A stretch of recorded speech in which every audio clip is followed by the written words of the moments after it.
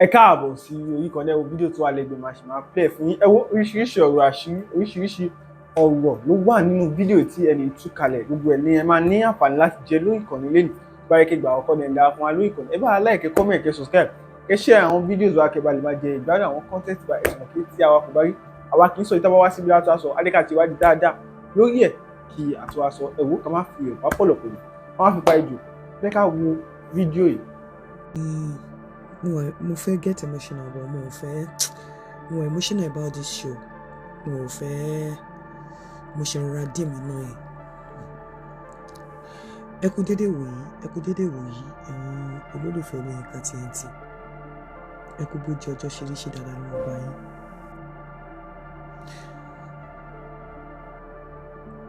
Yorùbá sọ pé bá òkú iṣẹ́ ò tán. Yorùbá dẹ̀ sọ wípé tá a bá tí kú, ẹni tí ò tí kú kò tí ì mọ irú ikú tó máa pa òun. Yorùbá náà ló lè sọ pé àwọn àgbàlagbà sọ pé tá a bá tí kú láyé à á jẹ ẹran tó ju erin lọ. Ìṣẹ́ tó jọmọ fógún ọdún, ìyà tó jọmọ fọ́gbọ̀n oṣù, tí ò bá sì lẹ́yìn ọmọ, tí ò bá ti pa ọmọ, ó di dandan kó sì lẹ́yìn ọmọ. Nígbà míì àwọn òyìnbó máa sọ pé never say never. Nígbà míì kéèyàn má máa tilẹ̀kùn ọkàn ẹ̀ àbí kéèyàn má máa sọ pé òun ò ní ṣe báyìí mọ́.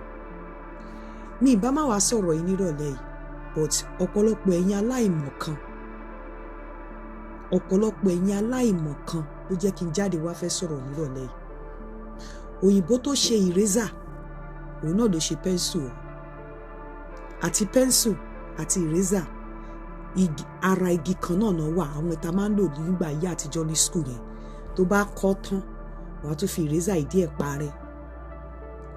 Àwọn báírò kan tiẹ̀ wà tó tiẹ̀ tún ní nǹkan tó lè fi parẹ́, tó túmọ̀ sí pé gbogbo ẹ̀yin aláìmọ̀kan, gbogbo ẹ̀yin tó jẹ́ wípé nǹkan tó ń pè ní ọfà ìfẹ́ Ọlọ́run má jẹ́ kó mú wa.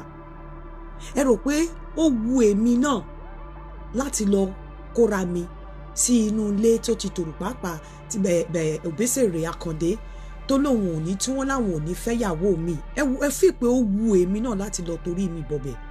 Bẹ́ẹ̀ kádàrá ẹ̀kànkádì àbí kádàrá àláò ibi tó bá wu ẹ̀fúùfù lẹ̀lẹ̀ ló ń darí igi oko sí, ibi tó bá wu Ọlọ́run ló lè darí àyànmọ́ lọ. Ẹ̀yin aláìmọ̀kan tẹ́ ẹ ní Obesere ní òun ò lè fẹ́ ìyàwó méjì kìíní kan tí wọ́n bá wá fún mi ní àyè tí mo sì ń bẹ̀ wọ́n pé kọ́tẹ̀ fún mi ní few hours kí n fi show kìíní yẹn lórí Facebook, lórí YouTube, not Facebook. Tó bá fún mi láyè láti premier kìíní yẹn tẹ́ wá rí nǹkan tó wá jọ yín lójú tó kọjá ọgbọ́n àti òye yín kọ́. Tẹ́ bá wá rí ìyàwó ìyálé mi, tẹ́ wá rí wọn lẹ́gbẹ̀ẹ́ mi, tẹ́ wá rí wọn nínú family house, tẹ́ wá rí wọn pé àwọn gangan ló ń gba wájú gbẹ̀yìn kọ́. Èmi ò kí ń ṣe àṣà. Wọ́n dẹ̀ mọ̀ mí pé mi ò kí ń ṣe àṣà. Wọ́n mọ̀ mí wípé mi ò kí ń ṣe ọmọ tó máa dé tó máa ní kí ìyálé fò kó níṣe àbí kó kú òjijì. Tẹ́ bá wá rí for just 2 hours tó bá gbà mí láyè o. Àkàndé bá gbà mí láyè pé kí n ṣe just for 2 hours tí mo wá ṣù ẹ̀ torí pé a ti ń sọ̀rọ̀ mo dẹ̀ ní pé 2 hours. Ẹ rí pé mi ò dájọ́ sí pé bóyá Saturday bóyá Sunday mo kàn ní over the weekend. Tẹ́ bá wá rí ẹ fowó sí. Ẹ̀yin tẹ́ bá lè bá mi bet ẹ bá mi bet. Tẹ́ wá rí àwọn nǹkan tó ṣẹlẹ̀ nínú fídíò yẹn kí lẹ máa wá ṣe máa lọ para yín ni. Ṣé máa lọ para yín ni. Gbogbo ẹ̀yin tẹ́ ní Obesere bàbá arápálá tọ̀ síbẹ̀ ò lè fẹ́ ìyàwó méjì. Never say never. Bó ṣe wu Olódùmarè ló ń ṣọlá. Èèyàn kọ́kọ́ ò ní àṣẹ láyé ara ẹ̀ láti sọ pé òun ò lè ṣe bá. Ọlọ́run nìkan lọ́ba tó lè sọ wípé òun dé, òun ò tún dé mọ́. Òun ò tún dé mọ́, òun á tún padà dé. Ọlọ́run ọba nìkan ni. Fún gbogbo ẹ̀yin onérò kúkúrú, gbogbo ẹ̀yin aláìgbàgbọ́, tẹ́ bá wá rí ìyálé mi lẹ́gbẹ̀ẹ́ mi nínú fídíò kí lẹ máa ṣe. Obìnrin alálùbáríkà, obìnrin tí àwọn ọmọ ẹ̀ ò ní kú mọ́, obìnrin tó máa jèrè ọkọ, obìnrin tó jẹ́ wípé lágbára Ọlọ́run kò ní kúkú òjijì bó ṣe wù kó pẹ́ tó láyé kò ní mọ sàárè ọmọ mọ èmi tún kẹ́kọ̀ọ́ lára wọn torí pé ọ̀pọ̀lọpọ̀ èyí tẹ́ ẹ sọ̀rọ̀ pé ìkànnì bàbá lè fẹ́ yàwó méjì kìíní kan torí pé ẹ mọ̀ wọ́n ni irú tí mò ń ṣe yìí tọ́wọ́n bá fún mi láyè láti kọ̀rọ̀ ṣe ọ̀rọ̀ yẹn ló fèrè tán ní kò gbọdọ̀ pọ̀ jù mi ò ní ṣe ibi tí wọ́n bá fi iyọ̀ tèmi sí èmi ò lọ sínú ilé Obesere láti lọ tú wọn ká àbí láti lọ dalé yẹn rú èmi ò lọ láti lọ kó wọn síta bí ọmọ ọjọ́ mẹ́jọ èmi máa jẹ́ máa lọ add value sínú ilé yẹn ni èmi máa lọ jẹ́ ìmọ́lẹ̀ tó ti tọ̀ nínú ilé yẹn tẹ́lẹ̀ ìmọ́lẹ̀ tí ìyálé mi ti tọ̀ sínú ilé yẹn èmi ò lọ láti lọ sọ̀mọ́lẹ̀ yẹn sínú òkun èmi ń lọ láti tún lọ brighten ìmọ́lẹ̀ yẹn up tó tiẹ̀ jẹ́ pé ìmọ́lẹ̀ yẹn ti tàn tẹ́lẹ̀ èmi ò lọ láti lọ sọ ilé yẹn sínú òkùnkùn ẹ̀yin aláìmọ̀ kan Obesere lè fẹ́yàwó méjì kìnnìkan ni wait and see you will be shocked ẹlòmíì ala inú lẹ̀ báyìí omi ajáde ẹ̀ mọ̀ wípé ìtọ́ bá sọ pé ìfẹ́ never say never mo dẹ̀ máa ń sọ fún yín ẹ má bínú o ìyálé mi nǹkan tí mo fẹ́ sọ yìí mi fi root yín o ẹ bá ń wò mí àbí táwọn èèyàn bá ní ẹ bá rí ṣò yẹn má bínú kò sí bí ìyálé ṣe lè já pátá tó àbí bó ṣe lè burú tó tọ́lọ́run bá ti kọ obì ọkùnrin pé kò ń ṣe oníyàwó kan kò sí nǹkan tí obìnrin lè ṣe mo ṣe sọ pé ìyálé mi alálùbáríkà ni wọ́n obìnrin dáadáa téèyàn fi ń tọrọ obìnrin ni tó máa jèrè ọmọ tí aṣíni nídìí ò ní ṣí wọn nípò tẹ́nìkan kò ní ṣí wọn kúrò nínú ilé yẹn èmi ò lọ lé wọn jáde èmi ò lọ já okùnkùn sínú ilé yẹn Ọlọ́run ló bá mi ṣe mo máa ń sọ fún yín pé oníkálukú ló níbi tí bàtà ti ń ta lẹ́sẹ̀ the fact that I don't come on social media to talk about myself does not mean I don't have things that I'm dealing with lọ́wọ́yá lára àwọn nǹkan tí mò ń deal pẹ̀lú ní nínú kíní mi but when I come I put on smile I dance I talk you people don't know so ìgbà tọ́lọ́run bá dẹ̀ wá gbọ́ èmi kan lẹ̀mí tí ayọ̀ tún wá wọnú ayé mi tẹ́yìn kan wá sọ pé Obesere kaná ṣe kíní kan ìkọ́ tiẹ̀ sọ pé torí pé mo gbọ́ pé Obesere náà ó ṣe akúṣẹ́ lèmi ni ẹ rí ibi tí mo ti ń ṣiṣẹ́ ni mo sọ fún yín pé ó dàbí ìgbà tí mo sọ fún wọn pé téèyàn bá ní kí n wá gbé Nàìjíríà kó máa fún mi ní 30 million lọ́sẹ̀ mi ò lè gbé bẹ́ẹ̀ because I don't worship money nǹkan tí mo nídìí ò ń ṣe owó nìkan I enjoy my security I get value for my money I enjoy àwọn èèyàn tí mò ń bá ṣe ní bíbáyìí bó ṣe pure orí Facebook nìkan mo ti ń gbé pè ta ló fẹ́ àwọn èèyàn tí mò ń bá ṣe nínú irú ẹ̀ ní ìsìn tí mo celebrate birthday mi lọ́fíìsì tó dẹ̀ celebrate ẹ̀ fún mi wọ́n fún mi ní gift àwọn nǹkan tí wọ́n fún mi bó tiẹ̀ jẹ́ pé àwọn nǹkan kéékèèké mo value wọn ẹ wo bó ṣe ṣe mo dẹ̀ love ẹ̀ bí mo ṣe ra ṣe quietly àná ní birthday mi kò ń ṣe ní ẹ rí pé mi ò tiẹ̀ post picture mi ò tiẹ̀ ṣe rárá mo like ẹ̀ bẹ́ẹ̀ nǹkan tí mo decide pé mo fẹ́ ṣe ni mo dẹ̀ lọ lẹ́nìí mo ṣe àwọn nǹkan tó yẹ kí n ṣe kò sí nǹkan tẹ́ lè ṣe sí ìyálé mi ò kì í ṣe oníwàhálà tó máa fún mi mo sì ń bẹ̀ wọ́n pé kó fún mi ní 2 hours kí n fi premiere family introduction yẹn láti short gbogbo ẹ̀yin tẹ́tí ẹ̀ sọ pé Obesere lè fẹ́yàwó mi kìíní kan láti jẹ́ kí ẹnu yín kẹ́ keep quiet láti jẹ́ kẹ́ shut up pé never say never láti jẹ́ kẹ́ shut up pé Ọlọ́run ọba ló máa mú nǹkan jáde kúrò nínú kò sí nǹkan tọ́lọ́run bá sọ pé òun dé láti jẹ́ kẹ́ mọ̀ pé tọ́lọ́run ò bá tí ì tì ilẹ̀kùn tí Ọlọ́run ò bá tí ì tì ẹ̀dá kan ò lè tì í ilẹ̀kùn tí Ọlọ́run ò bá ṣí kò sẹ́ni tó lè ṣí àdúrà ni kẹ́ máa fi ràn mí lọ́wọ́ pé Ọlọ́run tó ṣe kinní fún mi kó má jẹ́ kó bọ́ lọ́wọ́ mi ẹ má wish me bad ẹ má sọ̀rọ̀ òdì pé kò lè fẹ́ kinní kan kò fẹ́yàwó Ọlọ́run orí mi ló bá mi ṣe àdúrà ni kẹ́ máa fi ràn mí lọ́wọ́ pé kó sàn mí kẹ́dẹ̀ má bá mi fi àdúrà ran ìyálé mi lọ́wọ́ tó jẹ́ ìyàwó tó wà lé pé Ọlọ́run kó má ṣí wọn nídìí ẹrù wọn Ọlọ́run má jọ fojú sunkún ọmọ Ọlọ́run kó jọ abánidẹ́gbọ̀n ire ayọ̀ kó má kí Ọlọ́run má jẹ́ kán bá wọn dẹ́gbọ̀n ire ayọ̀ wọn kọ́lọ́run má sọ wọn di àgàn alẹ́ kọ́lọ́run kó bá mi lọ́rọ̀ ẹ̀mí wọn pé ké orí inú tèmi náà kó má bà tòde mi jẹ́ kí má jọra mi lójú kí má sọ pé mo ti débì kan mo wá fẹ́ máa tramp on her àdúrà tẹ́ máa fi gbà nìyẹn fún mi nìyẹn bọ̀ pé gbogbo èyí dẹ̀ sọ pé kìnnìkan ẹ lọ yíwà padà ìfẹ́ yìí kò sí nǹkan tẹ́ lè ṣe sí tó bá fún mi mo ò tí mọ ọjọ́ tó fẹ́ fún mi bóyá Saturday or Sunday tí máa kọ́kọ́ fún mi ní kíkọ premier family introduction private family introduction yẹn just for 2 hours kẹ́ wá wo ìyálé mi lẹ́gbẹ̀ẹ́ mi kẹ wá wo bí ìyálé mi ṣe mú mi dání, obìnrin alálùbáríkà, kẹ wá wo bó ṣe fà mí, bó ṣe mú mi dání, kẹ wá wo àwọn ọ̀rọ̀ tó sọ àti ìlérí tó ṣe láti jẹ́ igi lẹ́yìn ọgbà mi, kẹ lè wá shut up ẹnu yín, ẹ̀yin ẹlẹ́nu màrímà sọ. Mo tún ti da gúgúrú yẹn sílẹ̀ fún yín lálẹ́ kẹ máa yan o, mo ti dà fún yín kẹ lọ máa yan, ìyẹn ni kẹ ẹjọ́ yẹn ni kẹ rò lálẹ́ ìtìlẹ̀ máa fi mọ́.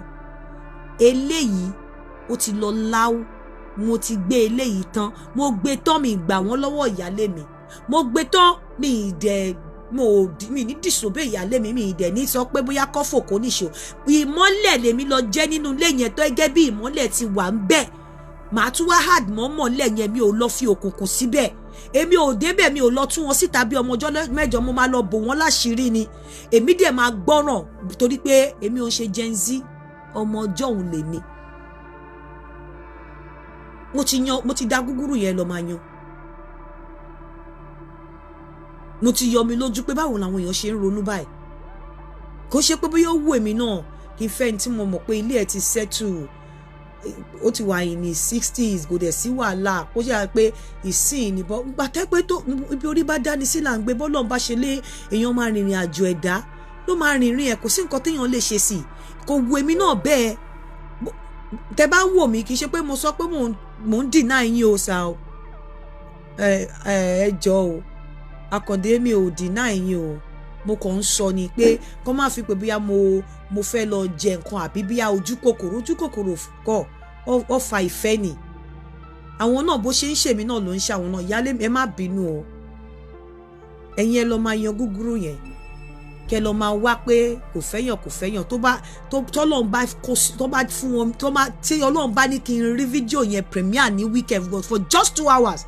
Ìmí inú yín ìmí inú yín tíyàwó ẹ tí ọkọ ẹ níyàwó tó fẹ́ fẹ́yàwó mi tó wálé ayé má yà, ẹ wá rí obìnrin tó fi ń ṣàlùbáríkà tó fi ń ṣàdúrà fún obìnrin, ẹ wá rí wà tí ìyálé mi ẹ rí wà tán wù níjọ́ introduction. Ẹ kálẹ̀. Message to Mrs. Yinka Tianti. Mrs. Yinka Tianti. Mrs. Yinka Tianti. Ṣebí wọ́n ló ń tò inú ilé onílé. Ibi tí ò sí dùnnú ń bẹ, Ọlọ́run lù ẹ́ láti gbé dùnnú síbẹ̀. Ọkùnrin mi tó fẹ́ ronú parẹ́, Ọlọ́run lù ẹ́ láti dùnnú ni. Obìnrin mi tó rò pé ọ̀nà ọ̀run lọ́yà, Ọlọ́run lù ẹ́ láti sọ fún yín pé ìlú ọ̀run kì í ṣèlú èbó. Mrs. Yinka Tianti sọ wá yẹ kó jẹ́wọ́. Ẹ jẹ́ bá mi sí program, ẹ bá mi sí fídíò yìí. Ẹ jẹ́ kó dọ̀dọ̀ Yinka Tianti àti Obesere ọba adé ọmọ arápálá ẹjọ́ débẹ̀. Yinka Tianti ìpàkọ́ ògbósùn tí orí ẹlẹ́gẹ̀ ló dàrú. Máa gbọ́ Ànábì wa Muhammad sallallahu alaihi wasallam gbọ́dọ̀ tí Rasulul Karim gan sọ. Ànábì ní àníká sunnati faman ragiba an sunnati falaysa minni.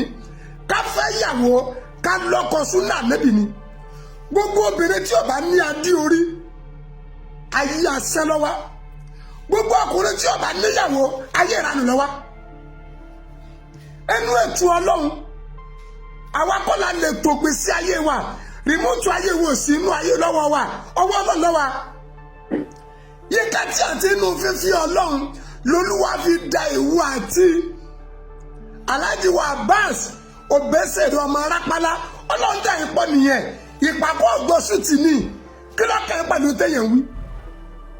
Sọ àmọ̀ pé Yorùbá sọ pé tí ọba bá téèyàn jẹ ẹni fi yẹn jẹ alága, ẹni ọba fẹ́ bá ọ̀nà ọkọ̀ jẹ́ náà ni ọmọ fi bú yẹn. Sọ yẹ kí irú ẹ wà kọ́ ọmọlàdé orí ẹni Ọlọ́run yẹn fún wọn nù.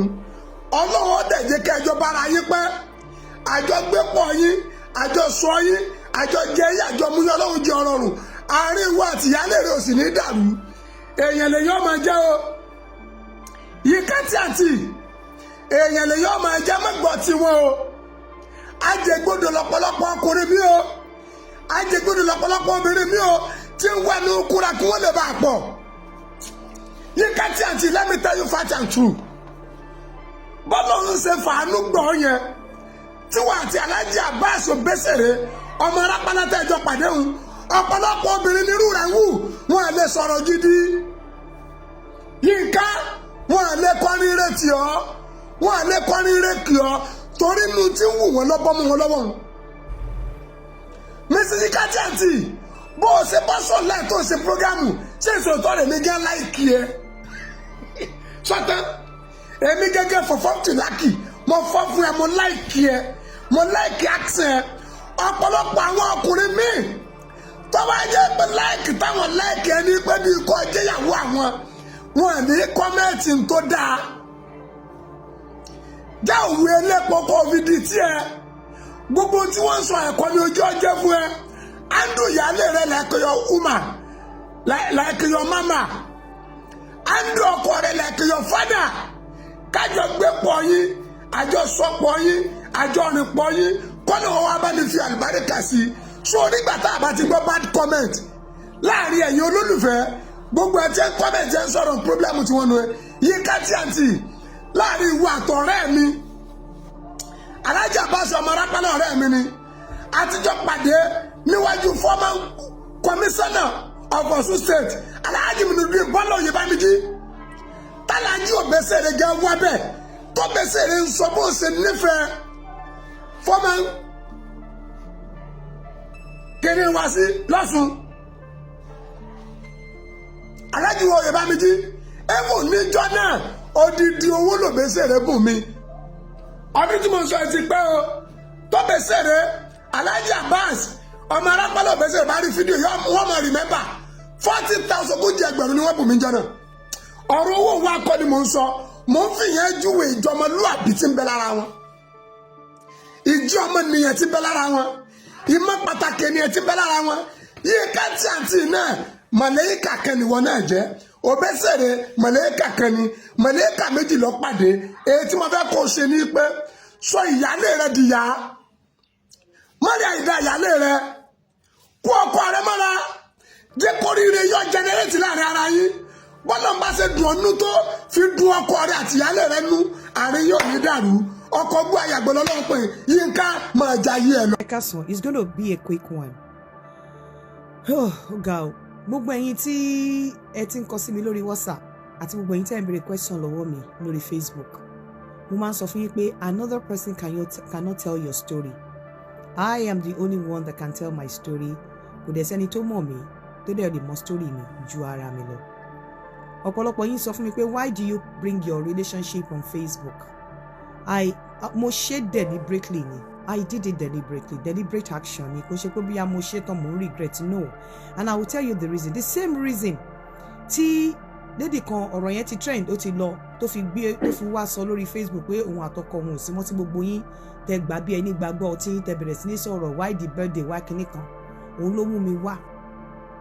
Mọ bí èèyàn ṣe máa ń feel. It's better for me to come and tell my story because mi mẹ́ni tó ń wò mí mi mẹ́ni tó ń rí mi ìgbà tá a ṣe private introduction tá a ṣe family introduction mi mẹ́ni tó wà bẹ́ẹ̀ mi mẹ́ni tó ti record mi mẹ́ni tó ti lè sọ̀rọ̀ mi mọ nǹkan tí mo lè ṣe and one of the reasons tí mo ṣe ó tún pẹ̀lú nǹkan tí mo ṣe ni I don't want to be celebrated bóyá birthday mo tún wá rí wípé birthday mọ nǹkan táwọn èèyàn lè ṣe mi mẹ́ni tó ń ṣọ́ wa mi mẹ́ni tó rí mi mẹ́ni tó wà ní introduction wa mi mẹ́ni tó wà ní private kíní wa mi even níbi tí inú ilé tí wọ́n fi mí sí after tá a ṣe introduction tó tí mo wà ń bẹ̀ torí ẹ̀ mo ṣe post ibi tí mo ti ń dáná tó ti wá bá mi ní kitchen because I know ṣe bí èèyàn ló yà wá èèyàn wà ń bẹ èèyàn ló yà wá náà nígbà tó dé yà wá tán ó send ẹ̀ sí mi torí téèyàn bá ṣe àwọn ìwà kan ní mọ nǹkan téèyàn ṣe èèyàn ló yà wá nígbà tí mò ń ṣe nǹkan ní kitchen tó wá bá mi èèyàn ló yà wá nígbà tó dé yà wá tán ó wá ní àpé òun admire moment yìí ó send ẹ̀ sí mi mo dẹ̀ sọ mo rárá bá post ẹ̀ because bí kíní ṣe ń lọ nísìn ó lè lọ post ẹ̀ kó fi pé òun fẹ́ fi generate controversy àbó òun fẹ́ fi gba èrò sórí platform so ó better kí wọ́n wá gbọ́ pòun kó wá gbọ́ ọ̀rọ̀ ara mi lẹ́nu mi ó better kí n gbé ara mi jáde kí àwọn bloggers kí àwọn èèyàn kan tó wá máa fi mí trend so tó bá máa fi mí trend wọ́n á trend lórí nǹkan tí mo sọ fúnra mi lórí page mi kò ní jẹ́ nǹkan tí èèyàn lọ pamọ́ tó ṣe àìmọye àwọn pictures àìmọye àwọn nǹkan tí mo ṣì ní lọ́wọ́ àìmọye tí n bá rí pé mò ń drop ẹ̀ mo mọ reason tí mo ṣe ń drop ẹ̀ because èèyàn tó bá send video ní wà níbi function gbà tẹ́ ń ṣe private kìíní tó send video sí yín tó send the picture sí yín ẹ kúkú ti mọ̀ pé picture yẹn ò save. The picture is as good as being at the National Theatre. The picture is good, the video is good as pé ó wà lórí YouTube. So nígbà téèyàn send ẹ̀ sí mi mo mọ̀ọ́mọ̀ ń post ẹ̀ ni so that kò ní bá àwọn èèyàn lábo tó bá rí ní another platform. Kí tó bẹ̀rẹ̀ sí ni máa post picture làwọn kan tí ń post picture lórí Facebook tí mi ò tí post picture lọ́dọ̀ mi rárá. So nígbà tí wọn ò lè dúró tí wọ́n ṣe ẹ jẹ́ kémi náà kúkú ṣe wọ́n máa pariwo run wọn ràn oṣù mẹ́ta ni ó máa rùn tán kúrò ńlẹ̀. So kó tó di pé àwọn èèyàn bẹ̀rẹ̀ sí ní post pictures post private moment wa ti àwọn tó wà ńbẹ̀ tí wọ́n yà wá tá a mọ̀ kó tó bẹ̀rẹ̀ sí ní post ẹ̀ ẹ jẹ́ kémi post ẹ̀ so that ìgbà táwọn bá máa fi sí àwọn ò ní fi kọrí time pẹ́pẹ́ àtagúngún wọn á fi sí kó lè dodidi láti ba ayé ara wọn jẹ́ láì ṣe ayé tèmi. Nǹkan tọ́lọ́run ti ṣe ó ti ṣe náà ẹ pé Àkàndé bóyá èmi ni mo lọ toast ẹ̀ èmi kọ́ ni mo lọ toast ẹ̀ náà mi ìṣá lè lọ bá kó ṣe pé bóyá wọ́n jẹ́ ọkùnrin téèyàn ò lè toast o ká ní pé mo tiẹ̀ wá mọ̀ pé irú èèyàn báyìí ni Àkàndé tẹ́lẹ̀ ni bóyá mi ìbá tiẹ̀ ti toast ẹ̀ kó tó wá toast mi ìbá ti fúnra mi kọnu sí tó bá yẹ pé mo mọ̀ pé ẹni tó wà sweet báyìí pé ẹni tó good báyìí ni pé bóyá ẹni téèyàn lè bá tó lè fúnyàn láyọ̀ báyìí ni má ti kẹnu sí kó tó kọnu sí mi. So èmi mo mọ̀ post àwọn kinní yẹn and the reason is that ó ti wà lọ́wọ́ àwọn kan ó ti ya àwọn mọ́mẹ́ǹtì kan tá a mọ̀ ń pa yìí tó dẹ̀ jẹ́ wípé àwọn kọ̀ọ̀kan ti ń fọwọ́ ṣọwọ́ ẹ̀ sí mi mo dẹ̀ mọ̀ pé àwọn èèyàn burú kó tó di pé wọ́n fẹ́ máa post ẹ̀ látọ̀dọ̀ wọn ẹ jẹ́ kémi fúnra mi máa post nǹkan mi látọ̀dọ̀ mi so that nígbà táwọn bá fi lè post ẹ̀ tó bá máa ná àdì máa give time pẹ́pẹ́ sí kò ní make sense mọ́ ẹ gbọ́ tí mo ní ìyálé mi mọ̀ bóyá aléyàn kan tó lọ gún wọn ní kẹ́sẹ́ ńlé pé ṣé kinní kan kò lè jẹ́ nǹkan tó jẹ́ tó new sí wọn mọ́. So ó yẹ kẹ́ mọ̀ pé mi gan mo like láti wà private láti keep ọ̀rọ̀ mi private but nítorí àwọn pictures kan ti wà lọ́wọ́ àwọn kan tó jẹ́ wípé bí eré làwọn yà àwọn fẹ́ fi surprise wa ni wọ́n send ẹ̀ sí mi mo dẹ̀ mọ̀ wípé nǹkan tí ò ti lè mú mi mọ̀ tí ò ti lè má Àkàndé mọ̀ pé wọ́n yà wá nírú ìgbà tí mo wà ní kitchen yẹn tí ò ti lè jẹ́ kí mo mọ̀ tí mi ò mọ̀ táwọn náà mọ̀ tó kọ̀ ẹ́ pé àwọn ta kọ̀ fìpẹ́ àjọ wà wọ́n wá bá wa yọ̀ nígbà tá a ṣe introduction tó àwọn tó dúró tí wọn ò lè lọ nǹkan kan tó wá bá wa yọ̀ tó dẹ̀ ti ní picture yẹn lọ́wọ́ ẹ jẹ́ n post ẹ̀ káwọn tó post ẹ̀ because tí àwọn bá lọ post ẹ̀ lẹ́yìn mi ọ̀rọ̀ yẹn ò ní dùn nǹkan tí mi ò ṣe àti wọ́n máa gí pẹpẹ àti táìmù sí gbogbo picture tẹ́ ń rí yẹn kò ń ṣe AI àwọn nǹkan tó ṣẹlẹ̀ ni but àwọn kan ti ní lọ́wọ́ inú àwọn kan wà bẹ́ẹ̀ tó jẹ́ wípé àwọn tó wà níbi private introduction yẹn náà send ẹ̀ sí mi inú àwọn kan wà bẹ́ẹ̀ tó jẹ́ wípé irú ibi tẹ́tí rí mi tí mo ti ń ṣiṣẹ́ ní kitchen ẹni tó wà nínú ilé nígbà tá a ṣe tán ibi tí wọ́n fi mí sí ibi tí mo dé sí tí mo tán wà mí lọ tí mo wà òun ló ya picture yẹn ó kàn send ẹ̀ sí mi pẹ̀lú inú kan ni àmọ́ torí èèyàn tèmi jẹ́ èmi ò fi taratara trust èèyàn mi ò ń gbàgbọ́ pé yóò lè ṣe nǹkan fún mi so nígbà tó ó send kinní yẹn sí mi fúnra ra ẹ̀ nígbà tó yà èmi kọ́ ni mo yà bó ṣe send ẹ̀ sí mi kò mọ̀ pé mo máa post ẹ̀ tó bá rí ó imagine ìwọ tó péré lọ́rẹ̀ẹ́ tó ní inú ẹ̀ dùn jù òun send àwọn private moment tí mo ti gbórí sí wọn láyà nínú orí bed nínú ilé òun ya picture yẹn nítorí orí happiness bó ṣe radiate lára mi orí bí inú mi ṣe dùn orí bí inú Àkàndé náà ṣe dùn ẹ wá ní kí n má post ẹ torí tí n bá post ẹ jẹ́ kí wọ́n tẹnu mi gbọ́ ẹ jẹ́ fọwọ́ ara mi ṣe fúnra mi kó tó di pé wọ́n bẹ̀rẹ̀ sí ní post ẹ wọ́n hard pepper salt and thyme maggi wọ́n tó máa hard ẹ̀ mọ́ pé nǹkan tí ò ṣẹlẹ̀ kan tó sọ pé máa ṣẹlẹ̀ kan tó lọ fi AI ṣe pátá mi kó tóbi Àkàndé kíṣẹ́ tí wọ́n kórí gbangba ẹ jẹ́ kí n máa post yìí tí àwọn èèyàn send sí mi àwọn moment tí àwọn èèyàn send sí mi tí àmọ̀gbà tí wọ́n yà tó dẹ̀ ti wà lórí fóònù wọn tí wọ́n wá send ẹ̀ sí wa bí ìfẹ́ pé àwọn rí bá ṣe wà happy àwọn capture moment yẹn kíní kan pé ká wò ó inú dídùn àti ọkọ̀ kan náà fi send ẹ̀ lẹ́nì but àwọn tí wọ́n jẹ́ ọ̀rẹ́ lẹ́nì wọ́n lè fall apart lọ́la kí story yẹn kó kúkú wá nísìn àwọn tó bá fẹ́ drag mi ní gbọkọgbọkọ kán drag mi, àwọn tó bá fẹ́ sọ pé wọ́n dá lérú bó tilẹ̀ jẹ́ pé mi ò dá lérú kán drag mi, àwọn tó bá sọ pé aláìdáni mi kán drag mi, àwọn tó bá sọ pé Àkàndé ti lóun ò márì mọ́ o wáyé tó ṣe jẹ́ pé mi mo fẹ́ kó lọ fẹ́ yàwó mi, kí wọ́n drag mi, kí gbogbo ẹ̀ lọ ńlẹ̀. Wọ́n ti fún mi láṣẹ láti premiere fídíò introduction wa, bọ̀ mo ń wẹ́n tó máa bá mi ṣe. Wọ́n ní pé mo gbúdọ̀ fi sórí YouTube ju 2 hours lọ, màá fi síbẹ̀ fún 2 hours. Àwọn tí ò bá ti follow mi lórí YouTube lọ follow mi kó lè mọ time tí mo máa, tó bá dẹ̀ kò ń ṣe dandan ni kó follow mi, o kò lè jẹ́ kí etí ẹ kó wà nílẹ̀ so that tí n bá drop ẹ̀ it's just going to be on YouTube for 2 hours. Mi ò ní gbé sórí Facebook rárá. So ẹ̀yin tẹ́ ń béèrè lọ́wọ́ mi kí ló dé tí mò ń gbé ọ̀rọ̀ yìí wá sórí, mo láti gbé wá torí àwọn videos kan àtàwọn pictures kan ó wà lọ́wọ́ àwọn kan tó jẹ́ ọ̀rẹ́ Àkàndé tí wọ́n dẹ̀ jẹ́ olólùfẹ́ tèmi náà, láwọn kan àbí méjì tí wọ́n wà ń bẹ̀ nígbà tá a ṣe private kíní wa, tí wọ́n wà ń bẹ̀ ilé tí wọ́n fi mí sí. So wọ́n dẹ̀ àwọn ló send àwọn pictures kan sí mi, ẹ gbọ́ dáadáa.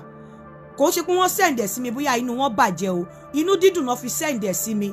Wọ́n wish me well, wọ́n congratulate me, wọ́n láwọn like bí happiness ṣe radiate lójú mi, àwọn like love tó wà lójú èmi àti Àkàndé làwọn ṣe yà wá táwọn send ẹ̀ táwọn ò jẹ́ ká mọ̀. Bẹ́ẹ̀ ìgbà tó ti send ẹ̀ sí mi, èmi mọ̀ ń post wọn nítorí àyíbá mọ̀ kápá wa Nàìjà tá bá ti ní nǹkan kan lọ́wọ́. Èmi ò ṣe pamọ́ o, èmi ò fàkàndé pamọ́ o, mi ò fẹ́ Àkàndé pamọ́, fẹ́ mi ní ṣùlọ́kà, mi ò fẹ́ pamọ́, kì í ṣe pé mo fẹ́ pamọ́ o. So gbogbo ẹ̀yin tẹ́ máa ní ó gbọ́kọ̀gbọ́kọ̀, tẹ́ bá ní mo gbọ́kọ̀, mo dúpẹ́ lọ́wọ́ Ọlọ́run, ibi orí dání sí là ń gbé, bọ́lọ̀ ṣe ní ìrìn àjò mi ṣe fẹ́ rí nìyẹn. So ẹ jọ̀ọ́ ẹ̀yin tẹ́ ẹ̀ ń wà worried pé mo ní reason tí mo ṣe just like bí àwọn èèyàn ṣe máa ní reason láti post àwọn nǹkan kan tẹ́ máa ní kí ló dé tó fi gbé wá, bóyá ẹni tó wá sọ̀rọ̀ ara ẹ̀ pé nǹkan kan ti ṣẹlẹ̀ sódà kẹ́lòmíì tó gbọ́. Irú àbúrò mi ní táìmì yẹn ti lọ, mi fẹ́ padà sí kẹ́lòmíì tó gbọ́ kó tó wá máa fi jẹun, kó tó máa fi trend, òun ló jẹ́ kí n máa post ẹ̀. Àwọn pictures yẹn ti wà lọ́wọ́ àwọn kankan tó post ẹ̀ sí mi. So nǹkan tó ṣẹlẹ̀ nìyẹn, kì í ṣe pé bóyá èmi náà mi ò wà matured àbí mo kéré àbí mi ò lè keep nǹkan, pàápàá kò sí nǹkan tó ń ṣe pamọ́pamọ́ ń bẹ̀ torí wọ́n máa rí wa pọ̀. Ká ní kì í ṣe pé bóyá ìgbà tí mo fẹ́ dé ó ti kújọ́ kan ni, ó yẹ kí n lọ sí Ìbàdàn a day before kí n tó dé, but nítorí pé ibi tí mò ń lọ àti pé mò ń wo wọ́n ní wọ́n ṣe election ní Ìbàdàn, tí bá lọ mo lè lọ hang síbẹ̀, ó ní ò jẹ́ kí n lọ. So àwọn èèyàn wọn máa rí wa pọ̀, kí wá ni mo wá fẹ́ máa blow, àwọn èèyàn tí ń yá already, àwọn tó mọ̀ ti mọ̀. So ẹ má fi mí jẹun, mi ò fẹ́ kéèyàn kankan fi mí trend. Tọ́ máa fi mí trend, nǹkan tó bá rí lórí platform mi ni kí wọ́n mú kó lọ fi trend, kó má capitalize lórí àwọn nǹkan tí wọ́n rò bóyá àṣírí, bí àwọn private moment wa, kò ṣe bóyá wọ́n ya òbò mi àbí wọ́n ya oko baálé mi o, irọ́ o, wọ́n ya oko Àkàndé, wọ́n dẹ̀ yòbó tèmi o. But bí irú ẹ̀yin imagine kéèyàn lọ yaru picture yẹn nígbà tí mo wà ní kitchen tí Àkàndé wá sí mi lẹ́yìn, kéèyàn lọ yaru picture yẹn, èmi ò dẹ̀ mọ̀, òun náà àwọn náà ò mọ̀, ó wá yá, ó wá ní inú orí ẹ̀ wú bó ṣe rí, bó ṣe wá bá mi, bó ṣe help mi nínú kitchen, orí ẹ̀ wú, ó wá yaru picture yẹn, wá send ẹ̀ sí mi, ó wá fẹ́ kí n keep ẹ̀. Ìwọ tó ní lọ́wọ́ máa send ẹ̀ sáwọn ẹlòmíì náà, bóyá àwọn tó ṣì ní doubt pé irọ́ ni, wá send ẹ̀ sí wọn. So better bí mo ṣe gbé síta fúnra mi, èèyàn ló send ẹ̀ sí mi tó yá nígbà táwa méjèèjì ò mọ̀. Láfta tá lọ ṣe nǹkan tá a ṣe, tá a padà wá sílé, táwa méjèèjì ò mọ̀, ló yaru picture yẹn, ló send ẹ̀ sí mi, ẹ wá ní kí n keep ẹ̀, ẹ jẹ́ n gbé síta torí tí wọ́n bá fẹ́ fi sọ̀rọ̀ kán lè mọ nǹkan tó máa sọ. Ìdí tí mo fi sọ̀rọ̀ nìyẹn. Ẹ jọ̀ọ́ lọ bá mi download Adùn àti Tótó Ọba lórí all digital platforms, lórí Spotify, lórí Audiomack. Ẹ ṣé, ó dàbọ̀. Ẹ̀yin tí mo fẹ́ fèsì láàárọ̀ yìí, òun ni ẹ̀yin tẹ́ máa sọ pé ìlú òyìnbó ò dá, ìlú òyìnbó ò dá. Ọ̀pọ̀lọpọ̀ yín tẹ́ bá ti gbọ́ táwọn èèyàn ti wá sọ fún yín pé ẹni tó bá ti sọ pé ìlú òyìnbó ò dá, ẹ béèrè pé irú páálí wo ló ní lọ́wọ́. Ṣó ní ìwé ìgbélùú? Ṣé káàdì ló ní àbí passport? Ìlú òyìnbó ò dá, ìlú òyìnbó ò dá. Àwọn leaders yín wọ́n kúrò, wọ́n lọ ń gba medical nílùú òyìnbó. Ìlú òyìnbó ò dá, ìlú òyìnbó ò dá. Wọ́n ti block America, wọn ò jẹ́ kán lọ bímọ sí America mọ́. Àwọn èèyàn tó ti divert sí Canada, wọ́n lọ ń bímọ síbẹ̀. Ìlú òyìnbó ò dá, ìlú òyìnbó ò dá. Àwọn èèyàn wọ́n kúrò láti wọ́n lọ struggle nílùú òyìnbó tó bá ti struggle nílùú òyìnbó tán ti gba pálí ibẹ̀ wọ́n wá padà lọ ṣe business ní Nàìjíríà. Kí ló dé? Kí ni connection? Kí ló tán wá connection pẹ̀lú ìlú òyìnbó? Àwọn owó kan wà tó jẹ́ wípé individual ò lè ṣiṣẹ́ ba láyé tún fún àwọn tí Nàìjíríà dá fún o. Ẹ máa ní Nàìjíríà ń mú ìkówó. Àwọn owó kan wà tó jẹ́ pé kò sí bó ṣe fẹ́ ṣiṣẹ́ láyé ò lè bá. Irú àwọn owó bí irú àwọn Davido, àwọn Ọ̀tẹ́dọ́lá, ọ̀pọ̀lọpọ̀ yín máa ní ṣé Davido ṣiṣẹ́ fúnra rẹ̀ ni. Ìgbà tí Davido ṣe má dá mi dúró tí ò bá rí owó bàbá ẹ̀ láti promote music ẹ̀ ńgbà yẹn. Mélòó irú èèyàn Davido ló jáde nígbà yẹn tí wọn ò rówó promote orin wọn. Owó tí ó bá nílé òun ni ó fi promote music, àbọ̀ òun ló lówó tó fi promote music. Tí bàbá ó ní òun ọmọ bàbá olówó, tí bàbá ò bá support ẹ̀, tí ò bá inherit wealth lọ́dọ̀ bàbá ẹ̀, ó lè má débi tó délé ni. Mẹ́wàá Amẹ́ríkà lòun náà ó kàwé díẹ̀ l'Amẹ́ríkà o kó tó wá sí bíbá yìí o. Àbí Amẹ́ríkà náà bí sí. Ọ̀pọ̀lọpọ̀ yẹn máa ní ìlú òyìnbó ò dá, ìlú òyìnbó ò dá. Ẹni tó bá ní ìlú òyìnbó ò dá, ìsídà kó ti gbé ní ìlú òyìnbó tí ò ríwèé gbà. Kò sí ẹni tó máa gbé ní ìlú òyìnbó tó máa ríwèé gbà. Ó tún bá tẹ̀ máa padà lọ́lé, o ò ní sọ wípé ìlú òyìnbó ò dá. Tó bá ní passport ìlú òyìnbó ọ̀tọ̀ láyé. Tó bá tún wá ní káàdì wọn ọ̀tọ̀ láyé. Torí pé àwọn opportunities míì wà táwọn tó ní passport máa ní tí wọ́n tó ní káàdì òní. Ẹ jẹ́ kí n tiẹ̀ mú ìtó simple jù. Bóyá tẹ bá fẹ́ travel lọ sí Amẹ́ríkà àbáwọn ìlú kọ̀ọ̀kan. Ẹni tó ní pálí kan máa ṣe star code àbí kí wọ́n máa ń ṣe online. Ẹni tó ní káàdì sì máa lọ máa apply. Ìyẹn ló simple jù. Ìwọ tó ní pálí tó bá dáwọn ọmọ ẹ dẹ̀gbà tó ní pálí, ọmọ ẹ ò bá kúrò kó lọ bímọ ságbede méjì ayé ọ̀run. Àwọn ọmọ tó bí àrọ́mọdọ́mọ ẹ tí ayé bá sì ń jayé, wọ́n máa gbé pálí yẹn, wọ́n máa gbé status yẹn wá látọ̀run ni. Èdè máa ní ìlú òyìnbó dá. Àwọn màmá kan ti ṣiṣẹ́ tó wọ́n ti rìtáyà, àwọn bàbá kan ti ṣiṣẹ́ tó wọ́n ti rìtáyà nílùú yìí. Wọn ò máa jẹ́ lọ́lẹ̀. Typical example, Animashaun, ọmọ kan tó ń pè ní Martini, Animashaun, ọ̀rẹ́ àbúrò mi ni. Dáàdì ẹ̀ bàbá mi dáadáa ni. Tẹ bá rí ààfin tí bàbá yìí kọ́ sí ìlú wọn nìbàdàn. Ààfin ni. Wọn kí ló dán lọ síbẹ̀? Tẹ bá rí ààfin ni. Kíní yẹn generate because wọ́n ń ṣiṣẹ́ ń bẹ̀, àwọn èèyàn ló ń ya fíìmù ń bẹ̀ and all of that. Àwọn èèyàn máa jẹ́ lọ́lẹ̀. Ẹ̀yin dẹ̀ máa irú àwọn yẹn ò tẹ̀ ní sọ pé ìlú òyìnbó ò dá, àwọn bàbá alálùbáríkà. Ẹ̀yin kan ẹ máa ní ìlú òyìnbó ò dá. Yàtọ̀ sí ẹni tó jalè olólè tó jí ogún ológun. Bóyá tó ń ta nǹkan àbí ẹni tó yẹ pé ó ń ja olè, ó ń ja Nàìjíríà lólè, àbí àwọn tí wọ́n ṣàánú tó fún ní oil well, àbí àwọn tó ń jẹ national cake. Ẹ̀wọ̀n yẹn ló máa ní Nàìjáda ìlú òyìnbó ò dá. But ìwọ individual tó jẹ́ pálá tààràgò ni ẹ rò pé ó máa ṣiṣẹ́, ó lè ṣiṣẹ́ débi àwọn kan. Tó bá rò pé wàá ṣiṣẹ́ ní Nàìjíríà wàá dé level àwọn Ọ̀tẹ́dọ́lá yẹn, Ọlọ́run má jẹ́ kẹ́mi ẹ̀ bọ́. Àwọn ọmọ Ọ̀tẹ́dọ́lá míì láì jẹ́ support Ọ̀tẹ́dọ́lá láti ilẹ̀ wọn lè má débi tí bàbá wọn dé. Àwọn irú Davido láì sí support bàbá ẹ̀ pé ó bá ọlá lé kò lè rìn ní àjò ibi tó rìn dé yẹn. I'm telling you. Àwọn kan wà tí ẹ pé nǹkan tí àwọn òbí wọn ti ṣe lẹ̀ òun ló shoot wọn up. Ìwọ àtàpádà dìde tó ní nǹkan kan wà máa ní ìlú òyìnbó dá, ìlú òyìnbó dá, wà máa dúró sí platform yẹn, wà máa bá wọn sọ. Àwọn ọ̀pọ̀lọpọ̀ wọn tó yẹ pé wọ́n sọ pé ìlú òyìnbó dá, wọ́n dé ìlú òyìnbó wọn ò rí visa gbà, wọn ò rí ìwé ìgbélú gbà, wọ́n ti wà ń bẹ̀ títí wọn ò rí ìwé gbà. Ètò orí ìwé gbà gan ó bàjẹ́ mọ́ lọ́wọ́. Ìmí wọn deport ẹ̀, àwádé ni wọ́n fẹ́ máa bẹnu àtẹ́ ìlú òyìnbó dá, ìlú òyìnbó ta. Kí ló fi sọ pé ìlú dá? Ìlú tó yẹ pé wọ́n ti ń yọ pension ẹ̀ bó bá dàgbà títí o máa fi kú, o ò nídìí owó ọmọ láti survive. O nídìí láti wá tọrọ owó lórí internet láti survive. Pension ni ó máa bọ́ ẹ tó o máa fi kú. Ìlú tó yẹ pé tó o bá pe security lẹ́ẹ̀kan wá dé ẹlẹ́ẹ̀mẹ́rin. Ìlú tí iná ò ṣẹ́jú nínú ilé ẹ̀. Ìlú tó ti ń san owó tó dẹ̀ ń get value for your money. Ìlú tó jẹ́ wípé o lè challenge even ọ̀gá tó ń bá ṣiṣẹ́ lọ́fíìsì ó bá ṣe nǹkan tí ò dáa. Wọ́n á dẹ̀ wọn ò dẹ̀ ní sọ pé torí pé ó jẹ́ ọ̀gá kó bully ẹ. Ìlú tó ti ń tì, ìlú tẹ́ pé wọ́n every time any ibi iṣẹ́ tó bá lọ o máa ṣe training tó ń pè ní quality tẹ́ pé wọ́n fẹ́ kó treat everybody the same. Ìlú tó láti protect dignity àwọn èèyàn. Ìlú tó jẹ́ pé wọn ò gbúdọ̀ sọ àṣírí, ò gbúdọ̀ gbé àṣírí aláṣírí wá síta. Ìlú tó jẹ́ pé o gbúdọ̀ o máa prioritize care tó ń fún àwọn èèyàn. Ìlú tó ti bí tó máa kọ́ ẹ ní confidentiality. Ìlú tó jẹ́ wípé security ẹ̀ number 1 ní lójú wọn. Olórí burúkú ọ̀pọ̀lọpọ̀ yá dẹ̀ máa sọ pé ìlú òyìnbó ò dá. Tó bá ní ìlú ò dá, kí ni nǹkan tó ń mì pé ìlú ò dáa. Ìlú tó jẹ́ pé tí wàhálà bá ṣẹlẹ̀, your government ó jẹ́ dúdú ó jẹ́ funfun, wọ́n máa come to your aid. Níjọ́ tí lèmi jó ń bí ẹ̀rí bó ṣe rally round mi. Ìlú tó jẹ́ pé problem àwọn colleague tẹ́jọ́ ṣiṣẹ́ lọ́fíìsì ni. Níjọ́ tí mo ti celebrate birthday láàrin ẹ̀yin tẹ̀pẹ̀rẹ̀ yín ní family mi, ẹ̀yin ará Naija, ìbànújẹ́ lẹ máa ń padà fún mi afterwards. Tó bá máa drag mi, ẹ̀yin náà lẹ máa wà bẹ́ẹ̀ tẹ́ máa bú mi. Àwọn èèyàn tí mo celebrate mi bọ́ọ̀ ti ẹ̀ pọ̀, ẹ bá rí nǹkan tí mo rù wálé fún gift ládùúrà, inú dídùn tó pàtẹ́wọ́ tó jó tó ṣe gbogbo ẹ̀ pẹ̀lú mi. Ẹ jọ kí náà fi sọ pé ìlú ò dáa, ẹ̀yin ẹ wá máa ṣẹnu yánmọyànmọ torí pé ẹgbẹ́lú yẹn ẹ̀rí ìwé ibẹ̀ gbà.